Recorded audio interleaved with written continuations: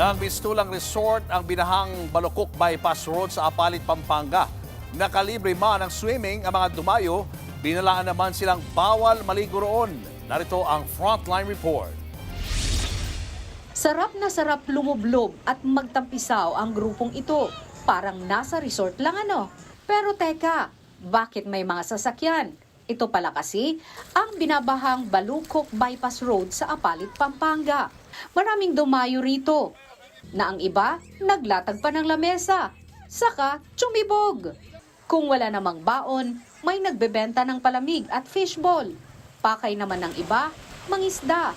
At ang Ultimate Pinoy Outing Starter Pack, may nagbibidyoke rin.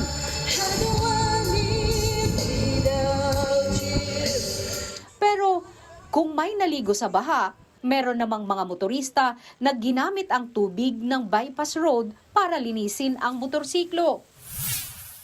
Naglabas naman ng sama ng loob ang Municipal Disaster Risk Reduction and Management Office ng Apalit. Kaya nga raw nagsuspindi ng klase para maprotektahan ang mga bata.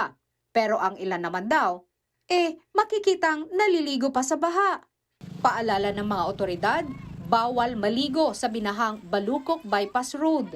Lalo't doon mismo nasawi ang isa sa 2 kumpirmadong namatay sa Apalit dahil sa pagbaha.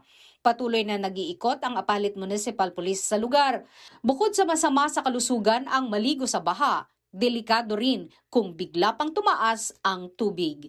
Nagbabalita mula sa Frontline, Margie Bentulan, News 5. Mga kapatid, Julius Babaw po. Para sa komprehensibo at makabuluhang balitaan at talakayan, mag-follow at mag-subscribe na sa social media pages ng News 5.